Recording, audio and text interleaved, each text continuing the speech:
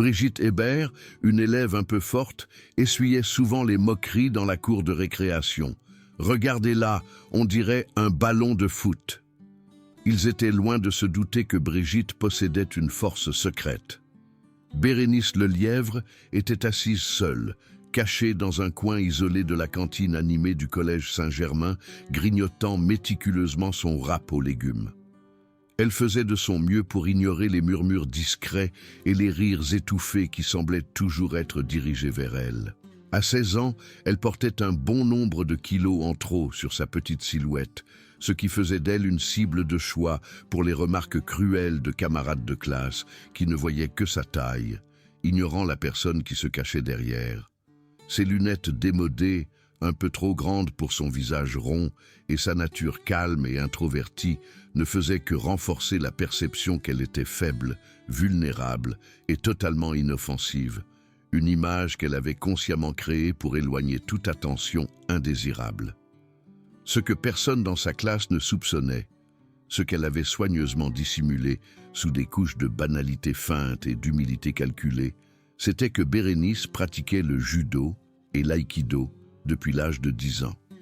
Sa mère, Béatrice Lelièvre, une ancienne instructrice de judo ceinture noire qui avait même participé aux Jeux olympiques d'Atlanta en 1996, lui avait appris que la vraie force était intérieure, mais Bérénice avait appris à garder ses compétences extraordinaires en arts martiaux complètement secrètes du reste du monde. Sa famille avait récemment déménagé au collège Saint-Germain 6 mois auparavant, lorsque sa mère avait accepté un emploi d'instructrice principale d'autodéfense au centre social local. Bérénice espérait un nouveau départ, un endroit où elle pourrait se fondre dans la masse et éviter les projecteurs qui l'avaient accablée dans son ancienne école. Cet espoir a été rapidement et brutalement anéanti dès son premier jour, lorsque Cindy Carpentier, la meneuse de claque en chef du collège et la reine incontestée de la scène sociale, avait désigné Bérénice comme sa source personnelle d'amusement. Cindy était tout ce que Bérénice n'était pas. 1,70 m de muscles toniques, des cheveux auburn parfaitement coiffés, des yeux verts éblouissants et une popularité naturelle qui faisait que les professeurs fermaient les yeux sur son comportement méchant et que les autres élèves étaient impatients de se joindre à son harcèlement des autres. Elle était toujours entourée de ses 2 meilleurs amis et disciples les plus dévoués. Thérèse Weber, une joueuse de volley-ball grande et maigre avec une méchanceté qui s'étendait sur 1 kilomètre et un rire strident, et Géraldine Garnier, une gymnaste petite mais athlétique qui adorait montrer ses capacités physiques presque autant qu'elle aimait se moquer de ceux qu'elle jugeait inférieurs à elle. Regardez cette grosse vache qui enfourne de la nourriture dans sa bouche comme si elle n'en avait jamais vu. La voix de Cindy résonna dans toute la cantine, délibérément assez fort pour que la moitié de la pièce puisse entendre et conçue pour attirer le maximum d'attention sur le déjeuner solitaire de Bérénice. Je parie qu'elle mange plus en une seule fois que la plupart des gens en mangent en une semaine entière. C'est franchement dégoûtant à regarder. La mâchoire de Bérénice se contracta légèrement, mais elle continua à manger avec une précision robotique, fixant intensément sa nourriture, essayant de devenir invisible. Sa mère lui avait toujours appris que la violence ne devait être qu'un dernier recours, que ses compétences étaient destinées à défendre les faibles, pas à blesser ceux qui ne pouvaient pas se défendre contre son pouvoir. Mais à chaque jour qui passait, à chaque humiliation calculée, ce principe devenait de plus en plus difficile à maintenir alors que la rage bouillonnait en elle comme un volcan. Thérèse intervint avec sa méchanceté habituelle, émettant des bruits de meuglement exagérés qui firent éclater de rires vicieux toute leur table.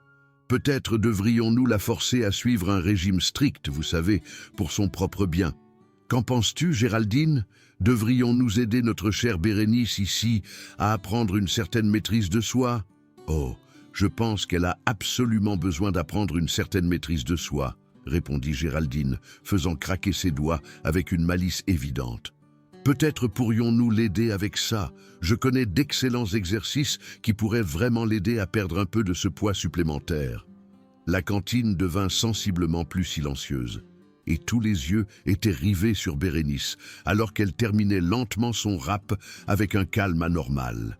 Elle pouvait sentir le poids des regards de tout le monde, ce mélange de pitié, d'amusement et de fascination mal à l'aise qui accompagnait toujours ses moqueries publiques. Certains de ses camarades de classe semblaient sincèrement mal à l'aise avec ce dont ils étaient témoins, mais aucun d'eux ne prenait jamais sa défense. Ils ne l'ont jamais fait. Il était toujours plus sûr d'être un observateur silencieux que de devenir la prochaine cible. Monsieur Dubois, le surveillant de la cantine dont le travail était de maintenir l'ordre et de protéger les élèves contre exactement ce genre de harcèlement, regardait commodément ailleurs, faisant semblant d'être absorbé par son journal pendant que la confrontation se déroulait juste devant lui. Bérénice avait appris au cours de ses 6 mois au Collège Saint-Germain que la plupart des professeurs et des administrateurs préféraient éviter de traiter avec Cindy Carpentier, dont la mère était non seulement une contributrice majeure aux efforts de collecte de fonds de l'école, mais siégeait également au conseil d'administration et avait une influence considérable sur les décisions en matière de personnel. Alors que Bérénice se levait pour partir, ramassant son plateau de déjeuner et son sac à dos avec des mouvements lents et mesurés, le pied de Cindy se projeta avec une facilité pratiquée, attrapant la cheville de Bérénice et la faisant trébucher vers l'avant.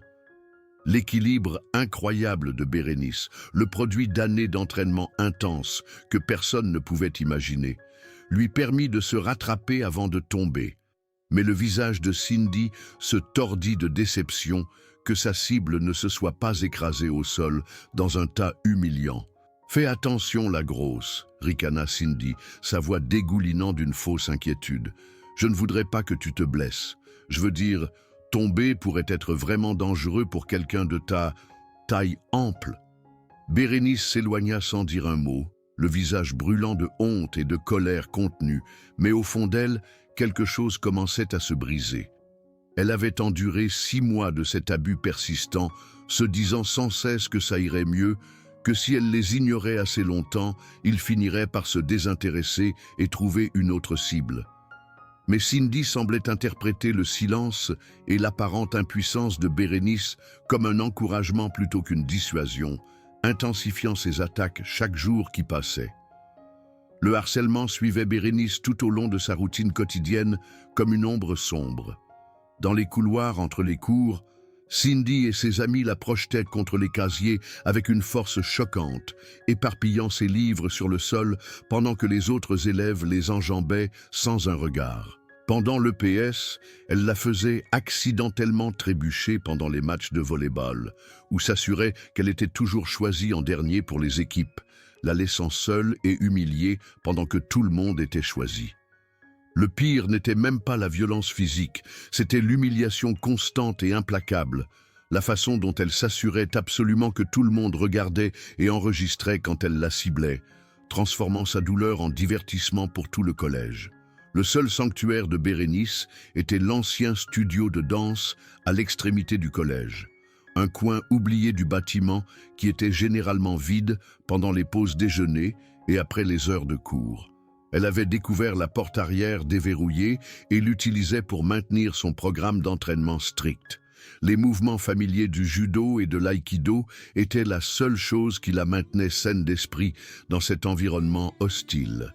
Dans le studio de danse, Bérénice était complètement dans son élément, transformée de la fille maladroite, potelée et victime en quelque chose de complètement différent. Elle pouvait projeter des personnes 2 fois plus grosses qu'elle, sans transpirer, exécuter des formes d'arts martiaux complexes avec une précision incroyable et démontrer des prouesses qui auraient choqué ses bourreaux en les laissant bouche bée. Ses bras et ses jambes forts, cachés sous des vêtements amples, étaient tonifiés par des années d'entraînement assidus. Mais elle gardait ce secret enfermé, honorant les enseignements de sa mère sur l'utilisation responsable du pouvoir et ne révélant jamais ses véritables capacités à qui que ce soit. Sa mère avait été extrêmement claire sur la responsabilité qui accompagnait ses compétences. Bérénice, un grand pouvoir implique de grandes responsabilités. Tu pourrais blesser gravement quelqu'un sans même le vouloir, tu pourrais l'envoyer à l'hôpital, ou pire avec un seul mouvement. C'est pourquoi tu ne te bats jamais, jamais, sauf si tu n'as absolument pas d'autre choix. Et même dans ce cas, tu n'utilises que la force strictement nécessaire pour te défendre ou défendre les autres. Tes capacités sont un don, mais aussi un terrible fardeau. Le point de rupture est survenu un jeudi après-midi frisquet à la fin du mois de novembre, alors que les premiers flocons de neige tombaient à l'extérieur des fenêtres du collège. Bérénice avait passé une journée particulièrement horrible. Cindy lui avait versé un carton entier de yaourt à la fraise sur la tête pendant le déjeuner, trempant ses vêtements et ses cheveux pendant que la cantine rugissait de rire.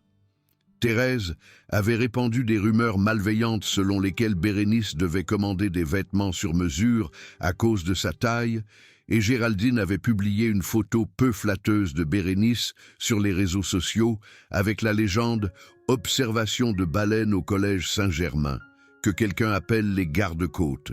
Bérénice marchait lentement vers son casier après son dernier cours, les épaules affaissées et la tête baissée, quand elle entendit une agitation venant du coin.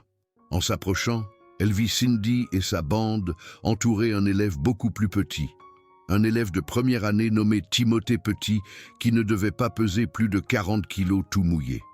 Il se lançait ses lunettes d'avant en arrière dans un jeu cruel, riant avec une pure malice alors que Timothée sautait en vain pour essayer de les attraper, des larmes coulant sur son visage. « S'il vous plaît », disait Timothée, sa voix se brisant de désespoir. « J'ai besoin de mes lunettes, je ne peux pas voir sans elles, je vais rater mon prochain cours. » Cindy attrapa les lunettes d'une main et les tint haut au-dessus de sa tête, hors de portée de Timothée. « Oh, tu as besoin de tes lunettes? Quel est le mot magique, espèce de nabote? »« S'il vous plaît, » répéta Timothée, sa voix à peine audible. « S'il vous plaît, rendez-les-moi. » « Mauvaise réponse, » répondit Cindy avec un sourire cruel, et avec une malice délibérée, elle jeta les lunettes sur le sol en béton où elles se brisèrent en 1000 morceaux. Ce seul moment brisa quelque chose de profond à l'intérieur de Bérénice. Pendant 6 mois, elle avait enduré leurs abus personnellement, se disant que cela faisait simplement partie du prix qu'elle devait payer pour garder son secret, pour éviter l'attention qui viendrait si elle révélait ses véritables capacités. Mais les voir tourmenter quelqu'un d'encore plus vulnérable qu'elle, quelqu'un qui était vraiment sans défense et avait besoin de protection, fut la goutte d'eau qui fit déborder son contrôle de soi soigneusement maintenu. « Ça suffit », dit Bérénice, sa voix portant une nouvelle autorité qui fit que plusieurs élèves dans le couloir s'arrêtèrent et la regardèrent avec surprise. Il y avait quelque chose de différent dans son ton, quelque chose qui n'était pas là auparavant, une force tranquille qui semblait remplir l'espace autour d'elle. Cindy se retourna lentement, un sourire cruel se répandant sur son visage comme du poison. « Oh, regardez, tout le monde, le ballon veut jouer les héros. C'est hilarant.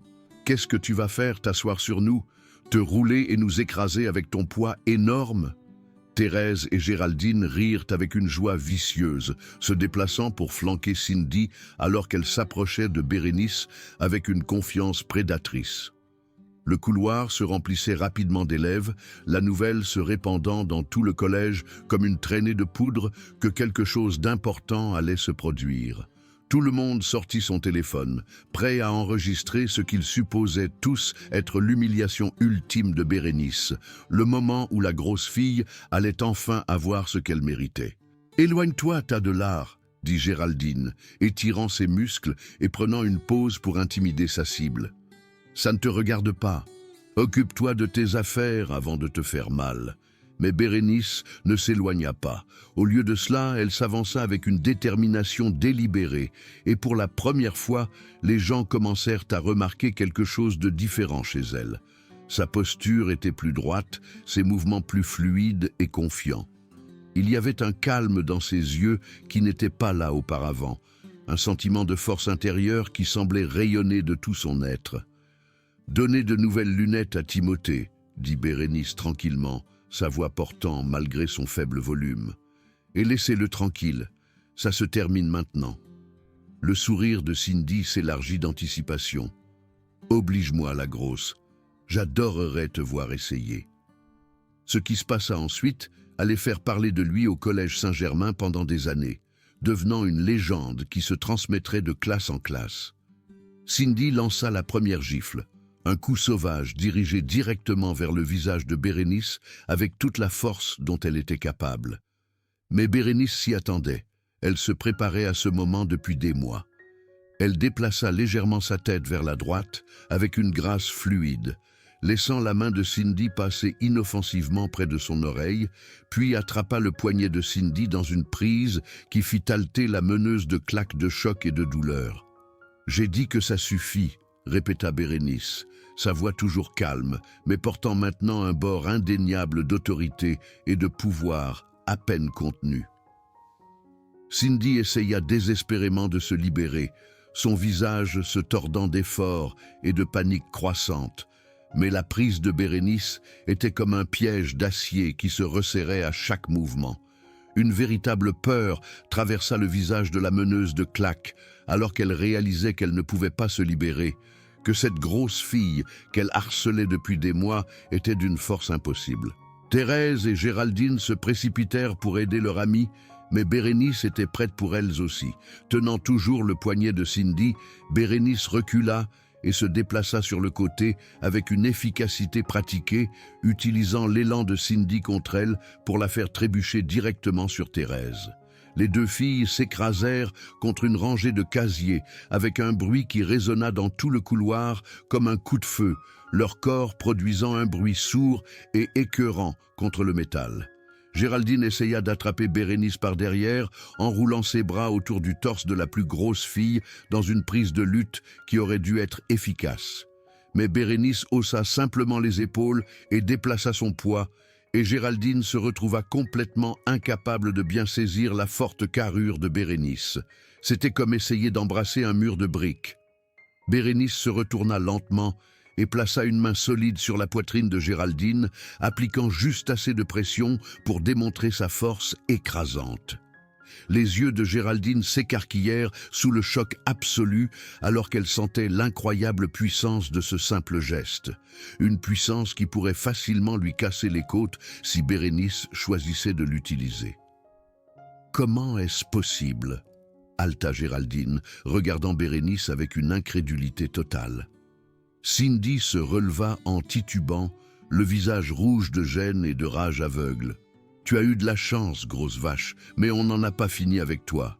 Loin de là. »« Si, vous en avez fini, » dit Bérénice, et il y avait quelque chose dans son ton qui fit instinctivement reculer tous ceux qui se trouvaient dans le couloir bondé. « Vous en avez fini avec Timothée, vous en avez fini avec moi, et vous en avez fini avec tous ceux qui ne peuvent pas se défendre.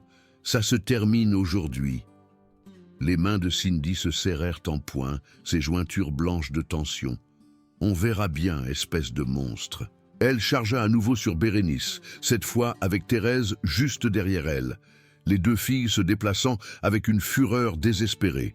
Mais Bérénice avait passé des années à s'entraîner pour des moments exactement comme celui-ci, même si elle n'avait jamais voulu utiliser ses compétences avec colère. Elle esquiva la charge de Cindy avec une grâce fluide et attrapa le bras de Thérèse alors que la joueuse de volley-ball la frappait sauvagement. D'un mouvement qui semblait presque sans effort, Bérénice souleva complètement Thérèse du sol et la déposa brutalement sur le dos, l'impact lui coupant le souffle. La foule haleta d'étonnement et de peur croissante. Thérèse mesurait plus d'1,70 m et pesait près de 70 kilos. Mais Bérénice l'avait manipulée comme si elle ne pesait rien du tout. Cindy regarda avec choc, commençant enfin à comprendre qu'elle avait catastrophiquement sous-estimé sa cible pendant des mois. « C'est impossible », murmura Cindy, sa voix à peine audible. « Non », dit calmement Bérénice. « C'est juste de l'entraînement. 6 ans, tous les jours. » Géraldine, qui tournait autour à la recherche d'une ouverture, essaya de plaquer Bérénice sur le côté dans un mouvement de lutte désespéré. Mais Bérénice l'avait vue approcher et était complètement prête. Elle attrapa Géraldine dans une étreinte d'ours, soulevant la gymnaste musclée complètement du sol et serrant juste assez fort pour que son message soit parfaitement clair. « Les pieds de Géraldine se balançaient impuissants dans les airs alors qu'elle luttait pour respirer, son visage devenant rouge d'effort et de peur. « Je pourrais te casser les os sans même essayer », dit Bérénice tranquillement, sa voix portant dans tous les coins du couloir maintenant silencieux. « Je pourrais t'envoyer à l'hôpital avec un seul mouvement. Tu me comprends ?» Géraldine hocha la tête frénétiquement, les yeux écarquillés de terreur, et Bérénice la déposa doucement. La gymnaste s'effondra à genoux, haletant et regardant Bérénice, avec un mélange de respect nouveau et de peur primale. Cindy reculait maintenant, sa confiance complètement brisée, son visage pâle à la réalisation de ce qu'elle avait déclenché. « Ce n'est pas fini, » dit-elle, mais sa voix manquait de toute conviction. « Si, c'est fini, » répondit Bérénice avec une finalité absolue. Elle se dirigea vers les lunettes brisées et ramassa soigneusement les morceaux, les tendant à Timothée. « Je vais payer pour de nouvelles, Timothée. » Timothée hocha la tête avec empressement, serrant les morceaux brisés contre sa poitrine comme une bouée de sauvetage. « Merci, » murmura-t-il, sa voix remplie de gratitude et d'admiration. « Merci beaucoup. » Bérénice se tourna vers Cindy et ses amis, qui se relevaient lentement du sol, leur corps meurtri et leur fierté complètement détruite. « Je veux que les choses soient absolument claires, » dit-elle, sa voix portant vers chaque élève dans le couloir bondé. « Je ne suis pas intéressée à être une brute. Je ne suis pas intéressée à blesser les gens pour le plaisir de les blesser. Mais je ne vais pas rester les bras croisés et vous regarder tourmenter les autres plus longtemps. Ces jours sont révolus. » Elle regarda directement Cindy avec des yeux qui semblaient voir à travers elle. « Vous vous êtes acharné sur moi pendant des mois parce que vous pensiez que j'étais faible. Mais je vous ai laissé faire, espérant que vous finiriez par vous ennuyer et passer à autre chose. C'était mon erreur. J'aurais dû arrêter ça il y a longtemps. » Le visage de Cindy était pâle maintenant, la réalité de la situation s'enfonçant enfin comme un poids de plomb. « Tu aurais pu te défendre tout ce temps ? J'aurais pu vous envoyer toutes les trois à l'hôpital dès le premier jour, » dit Bérénice d'un ton pragmatique, sa voix dépourvue de vantardise ou de menace. « Ma mère m'a appris que la compétence sans contrôle n'est que violence, que la capacité sans but n'est que destruction. Mais elle m'a aussi appris que parfois, il faut défendre ce qui est juste, même quand c'est difficile. » La foule murmurait maintenant, les téléphones enregistrant toujours, pendant que les élèves essayaient de comprendre ce dont ils venaient d'être témoins. Bérénice Lelièvre, la grosse fille tranquille qu'ils avaient tous ignorée, moquée ou plainte, venait de démanteler complètement trois des plus grandes brutes du collège sans même transpirer. « Comment ?» demanda Thérèse, toujours allongée sur le sol et soignant ses côtes meurtries. « Judo », dit simplement Bérénice. « Aïkido. Un entraînement de niveau olympique de ma mère. 6 ans d'entraînement assidu, tous les jours sans exception. Il s'avère que tout ce poids dont vous vous moquez, une partie est du muscle que vous n'avez jamais pris la peine de remarquer. » Elle regarda autour d'elle la foule d'élèves, dont beaucoup la regardaient avec de nouveaux yeux. « Je sais que certains d'entre vous ont ri des blagues de Cindy, ont répandu ses rumeurs, ont enregistré des vidéos quand elle m'humiliait. C'est votre choix, et je ne vous en blâme pas. Mais ça s'arrête maintenant. Tout s'arrête maintenant. » Monsieur Dubois apparut finalement, se frayant un chemin à travers la foule avec une expression sévère et regardant autour de lui la scène avec confusion. « Qu'est-ce qui se passe ici? Pourquoi tout le monde est rassemblé? »« Rien, monsieur Dubois, » dit poliment Bérénice, sa voix respectueuse et calme. « Juste un malentendu qui a été éclairci. » Cindy ouvrit la bouche pour parler, mais Géraldine attrapa son bras et secoua vigoureusement la tête. Elle savait toutes que si cela remontait au bureau du directeur, la preuve vidéo les montrerait clairement comme les agresseurs. Bérénice n'avait fait que se défendre et protéger Timothée. Elle n'avait pas donné un seul coup de poing, ni proféré une seule menace. « C'est vrai, Cindy ?» demanda monsieur Dubois, ses yeux se rétrécissant de suspicion. Cindy hocha la tête à contre-cœur, sa voix à peine audible. « Ouais, juste un malentendu. Bien. Alors tout le monde doit aller là où il est censé être, circuler. » Alors que la foule se dispersait lentement, Cindy s'approcha prudemment de Bérénice, son arrogance d'avant complètement disparue. « Écoute, je ne savais pas. »« Tu ne savais pas parce que tu ne voulais pas savoir, » répondit Bérénice, sa voix ferme mais pas méchante. « Tu as vu quelqu'un que tu pensais faible et tu as décidé de rendre ma vie misérable pour ton propre divertissement. Cela en dit beaucoup plus sur toi que sur moi. » Le visage de Cindy rougit d'une honte sincère. « Je suis désolée, je le suis vraiment, je n'ai jamais voulu que ça aille aussi loin. » Bérénice l'étudia pendant un long moment, voyant quelque chose dans les yeux de la meneuse de claques qui aurait pu être un remords sincère. « Prouve-le, pas avec des mots, mais avec des actions. Il y a beaucoup d'enfants dans ce collège qui se font harceler tous les jours. Tu pourrais utiliser ton influence pour les protéger au lieu de les cibler. » Cindy hocha la tête lentement, sa voix sincère. « Je le ferai, je te le promets. » Au cours des semaines suivantes, toute la dynamique du collège Saint-Germain changea radicalement. Cindy, fidèle à sa parole, commença à utiliser son influence sociale considérable pour protéger plutôt que pour persécuter. Quand elle voyait des élèves de première année se faire harceler, elle intervenait de manière décisive. Quand Thérèse et Géraldine commencèrent à revenir à leurs vieilles habitudes cruelles, elle les arrêta immédiatement et complètement. Bérénice se retrouva dans une nouvelle position étrange qu'elle n'avait jamais attendue ni voulue.